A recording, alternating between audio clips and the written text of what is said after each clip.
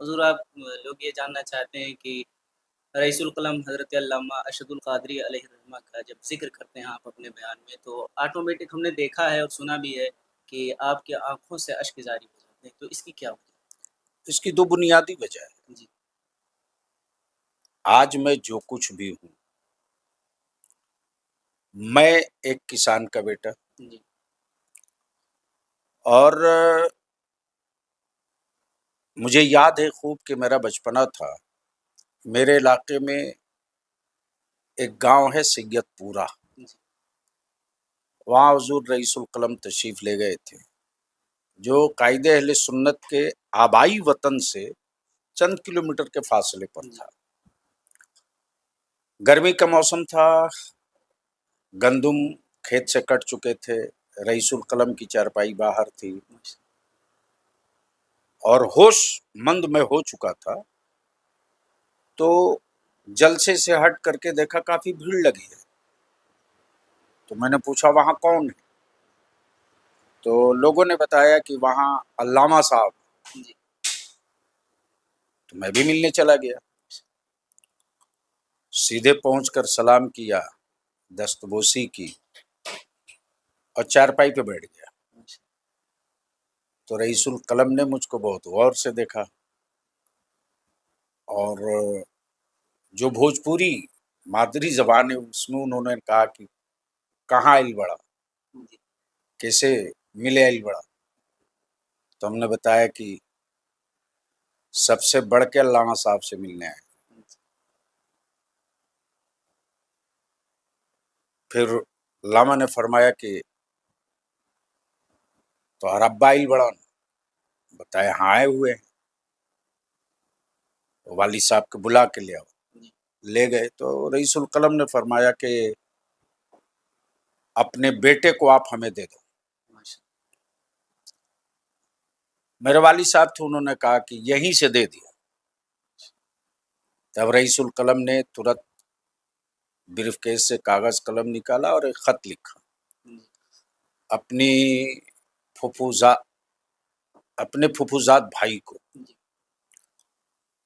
اور کہا کہ یہ خط لے کر رتسڑ چلے جانا ہے، یہ وہیں رہے گا، وہیں کھانا کھائے گا، مدرسے میں پڑھنے جائے گا۔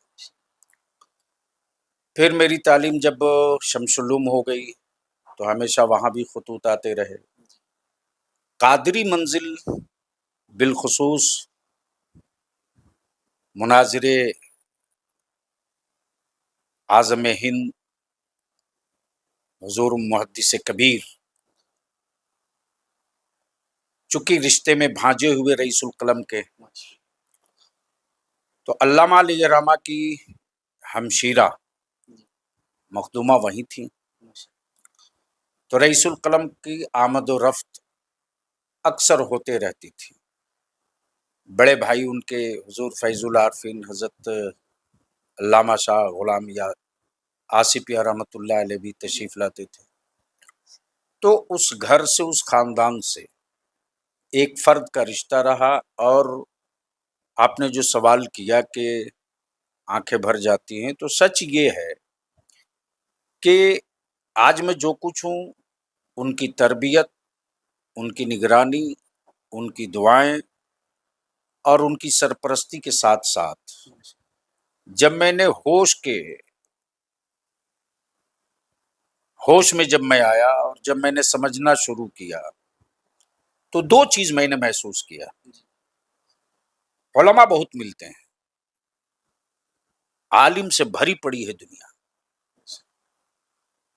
اساتذہ بھی بہت ملتے ہیں، اسٹیج بھی، درسگاہ پر بھی، درسگاہ میں بھی، بازار میں بھی، ہر جگہ۔ لیکن اہل سنت کے لیے وہ درد، ملت کے لیے وہ تڑپ، اور اکثر راتیں میں نے دیکھی ہیں کہ اپنی ملت اور اپنے مسلک کے لیے روتے راتیں بیت گئی، صدریاں تر ہو گئی، مسلے نم ہو گئے۔ تو یہ وہ ساری چیزیں جو میں نے خود اپنی آنکھ سے دیکھا، ساتھ میں رہ کر دیکھا، تو احساس یہ ہوتا ہے کہ جسم تو بہت ملتے ہیں، درد والا دل ایک ہی سینے میں تھا جو رئیس القلم کے پاس تھا کہ اہل سنت کی بالادستی کیسے ہو، اوقاف کا تحفظ کیسے ہو، میری ملت کو صحیح نمائندگی اقتدار میں کیسے ملے، بچوں کو روزگار مہیا کیسے کرایا جائے، اور جو پورے عالمی سطح سے اسلام کا جن سے مقابلہ ہے، زبان میں، لینگویج میں، قلم میں، تدریس میں، اسپوکنگ میں، تصنیف میں، ان کی دفاع، ان حملوں کی دفاع کے لیے ہم فوج تیار کریں، ہم جتھا تیار کریں، اور تنظیم کے ذریعے ہم اپنی جماعت کو، اپنے لوگوں کو، پوری ملت کو گول بند کریں۔ یہ وہ ساری چیزیں،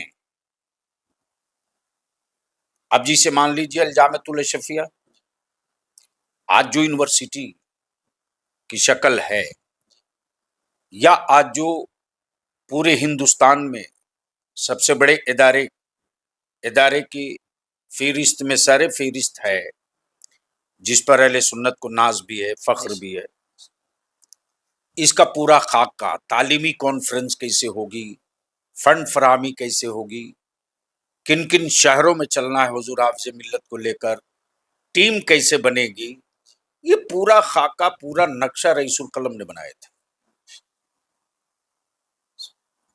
لیکن دکھ اور صدمہ بھی ہوتا ہے کہ جن کے جتنے بڑے خدمات ہوں، میری جماعت میں اتنی بڑی جگہ نہیں ملی، اور یہ بات میں مرتے دم تک بولوں گا۔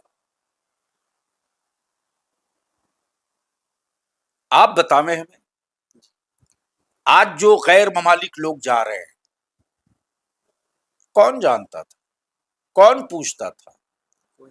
لیکن اہل سنت کو دو بازو مل گئے، ایک قائد ملت علامہ شاہ نورانی علیہ رحمت و رضوان، اور دوسرے رئیس القلم، اور ہندوستان میں رئیس القلم علیہ رحمہ کے ایک بازو مل گئے، مجاہد دورہ علامہ سید مظفر حسین کے چوچوی۔ یہ وہ افراد ہیں جنہوں نے اہل سنت کی آبادیوں میں، اہل سنت کے اداروں کے لیے، اہل سنت کے حقوق کے لیے، چاہے حکومت سے ٹکرانا پڑے، چاہے ملت سے ٹکرانا پڑے، اس کی پرواہ ان لوگوں نے نہیں کیا کہ انجام کیا ہوگا۔ نظر اس پر رہتی تھی کہ ہمیں رزلٹ کب ملے گا۔ تو یہ وہ ساری خوبیاں ہیں، اور آپ سے میں گفتگو کر رہا ہوں، صحیح ہے، زبان چل رہی ہے، لیکن دل بھاری ہو رہا، اس لیے کہ اس وقت زندہ باد کے نعرے لگانے والے تو ہم کو بہت مل جاتے ہیں، لیکن تم کہہ کر بلانے والا کوئی نہیں ملتا ہے، اور وہی میری طاقت تھی، اور وہی میری قوت ہے۔ اور ہمیشہ کہا بھی کرتے تھے نصیحت میں کہ بیٹا، جس دن تم کہہ کر بلانے والا نہیں رہے گا نا، اس دن تجھے احساس ہوگا کہ تم کمزور ہوئے،